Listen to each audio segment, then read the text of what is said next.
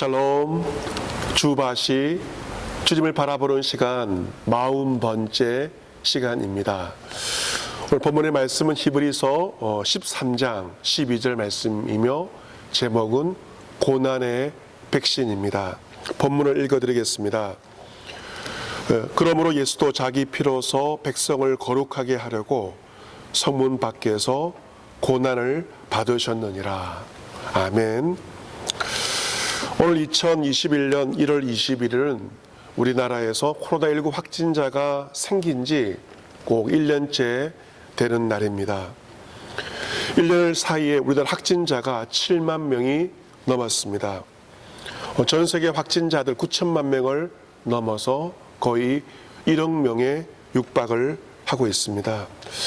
다행한 것은 우리나라의 경우 겨울철 대유행이 진정되고 있어서 참으로 감사한 마음을 가지게 됩니다. 작년 2020년 한마디로 말한다면 코로나의 해로 기억이 되는 것 같습니다. 코로나19의 갑작스러운 기습으로 말미암아 전 지구촌의 인류가 엄청난 고통을 받았다면 2021년도는 회복의 한 해가 될 것입니다. 이 회복에 중요한 역할을 하는 것이 바로 코로나 백신입니다. 백신의 반격, 코로나가 기습하였지만 백신의 반격은 코로나로부터, 바이러스로부터 사람들의 목숨과 건강을 지키는 한 해가 될 것으로 2021년도를 기대해야 합니다. 코로나 백신의 개발과 접종이 전례 없는 속도로 진행되고 있습니다. 이 코로나 백신은 3가지의 종류가 있습니다. 미국과 독일이 진행하고 있는 mRNA 방식이 있고, 그리고 영국과 러시아의 바이러스 전달체 방식이 있고, 중국의 불활성화 방식 3가지로 백신 연구 개발이 진행되었습니다. 흥미로운 것은 전 세계 과학자들이 참여한 이번 코로나 백신의 개발자들 가운데서 유대인들, 핵심 역할들을 유대인들이 하고 있다는 것입니다. 거기에는 나름대로의 이유가 있습니다. 이 유대인들에게는 티쿤 올람이라고 하는 독특한 사상이 있습니다. 티쿤 올람이란 세계를 고친다 하는 뜻입니다. 유대인들은 하나님께 세상을 창조하셨고 지금도 창조 사역을 계속하고 있다고 믿습니다. 인간은 하나님의 파트너로서 세상을 개선해서 완전하게 만들어야 할 책임이 인간에게 있다는 것이 바로 티쿤 올람 사상입니다. 유대인들이 13세 때 성인식을 합니다. 그때 랍비가 아이에게 묻습니다. 너의 삶의 목적이 무엇이냐? 랍비가 질문하면 아이는 답을 합니다. 티쿤 올람에 기여하는 삶을 살겠습니다. 나의 일생을 티쿤 올람에 기여하는 삶을 살겠습니다. 세계를 고치는데 내가 쓰임 받겠습니다 라고 답을 한다고 합니다. 유대인들은 인간의 병든 몸을 고치는 것, 질병으로부터 이겨내는 것도 티쿤 올람이라고 생각을 합니다. 그래서 이번 코로나 백신에 유대인들이 많이 기여를 하였던 것처럼 콜레라 백신과 소아마비 백신을 개발한 사람도 바로 유대인인데, 그 근거에는 바로 티쿤 올람이라고 하는 세계를 고친다고 하는 그들의 사상이 있습니다. 이 바이러스 백신의 여러 종류가 있는데 전통적인 방식의 백신은 이 바이러스를 증식하느라 시간이 많이 걸리게 되고, 그래서 이 일반적으로 개발에 10년 이상이 소요가 된다고 합니다. 하지만 이번에 새로운 백신 방식 mRNA 방식은 시험관에서 mRNA만 합성하면 되기 때문에 생산 속도가 놀라울 리만큼 빨라서 이번 코로나 바이러스 같은 팬데믹에 효과적으로 대응을 할 수 있습니다. mRNA란 메신저 RNA 줄임말입니다. 죽은 바이러스를 잔해를 주입하는 이전의 백신 개발 방식과 달리 단백질을 만들어서 인간의 세포가 바이러스와 질병과 싸우게 하는 명령을 보내게 하는 차별성을 가지고 있습니다. 생성된 바이러스 단백질은 질병을 유발하지 않지만 사람이 바이러스에 대한 면역력을 갖게 만듭니다. 이번에 mRNA를 이용한 코로나 백신 개발에 성공을 토대로 앞으로 인류는 암과 희소, 유전병과 같은 질병과의 싸움에서도 많은 발전을 이룰 것으로 예측이 됩니다.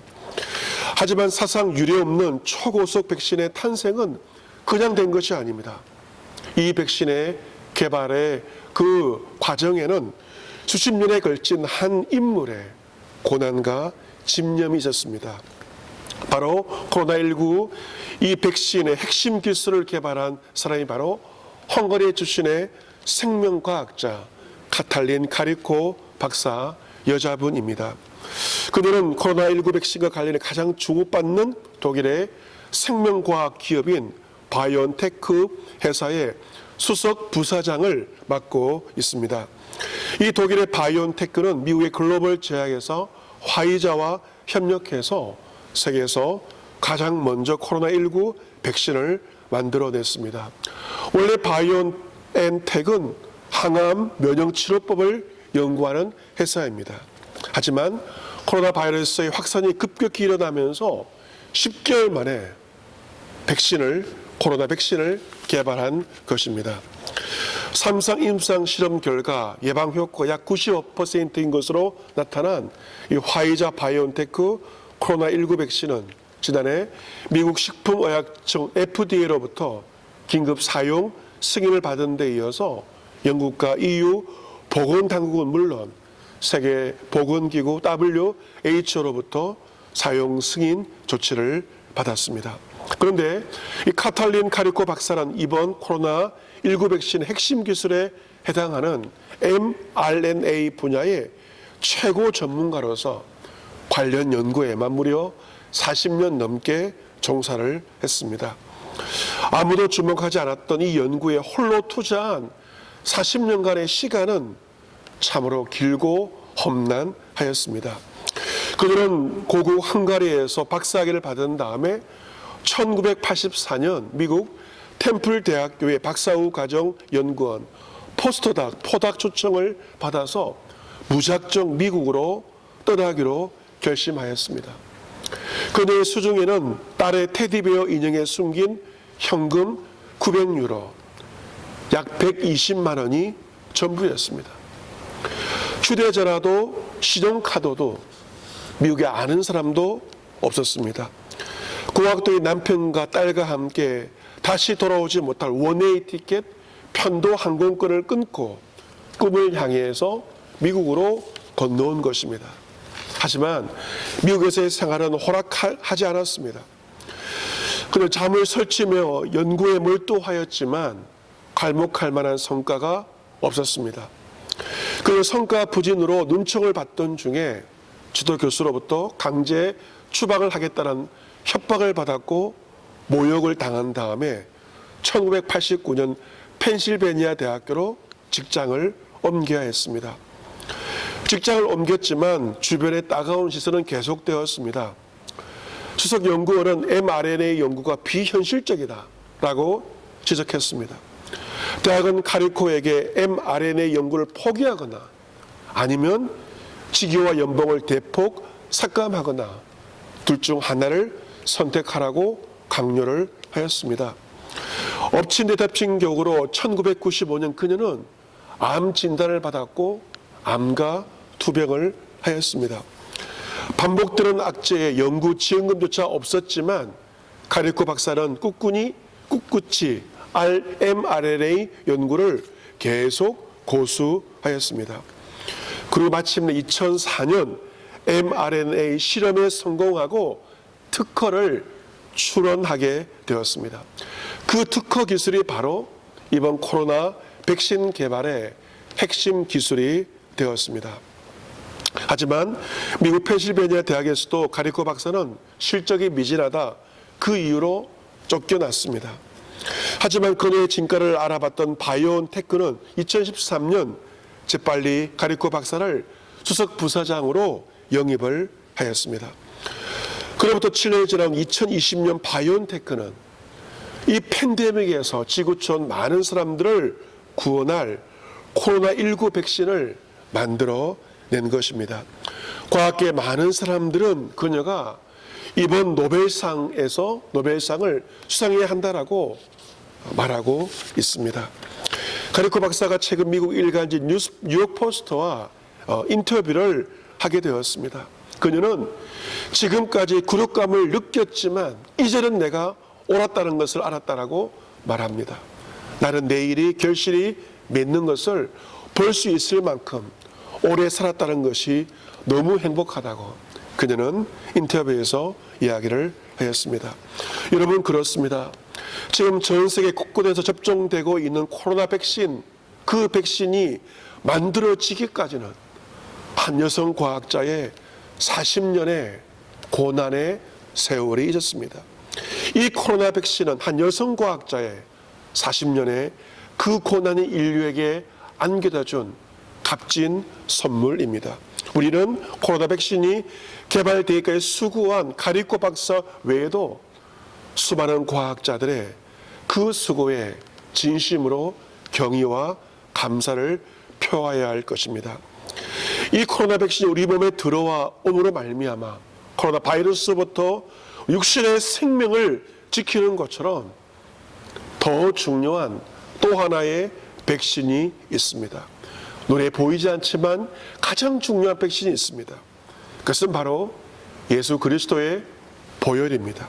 보혈의 백신입니다. 그리스도의 보혈은 우리의 죄를 깨끗하게 합니다. 우리를 거룩하게 합니다. 오늘 본 말씀에서도 그러므로 예수도 자기 피로서 백성을 거룩하게 하려고 성문 밖에서 고난을 받으셨느니라.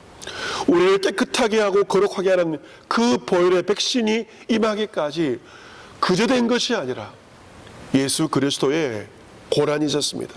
예수님은 성문 밖에서 골고다 언덕에서 고난 당하셨고 수많은 모욕과 수많은 치욕과 말로 닿을 수 없는 고통을 받으셨습니다. 우리의 영혼을 정결케 함으로 영원한 생명을 주시기 위해 그 보혈의 백신을 위하여 예수 그리스도는 치욕을 당하셨고 예수 그리스도는 고난을 당하신 것입니다. 사랑하는 성도 여러분, 백신은 우리에게 희망을 상징합니다. 백신은 우리에게 생명을 의미합니다. 그러나 희망과 생명의 백신이 있기까지 누군가의 고난이 있었다는 사실을 우리는 결코 잊어서는 안 될 것입니다. 코로나 백신으로 코로나 바이러스를 이겨내는 것처럼 그리스도의 보혈의 백신으로 우리를 위협하는 모든 죄악의 권세를 이겨내고 거룩한 주의 백성으로 거룩하게 살아가는 저와 여러분 모두가 될 수 있기를 우리 주 예수 그리스도의 이름으로 축복합니다. 아멘.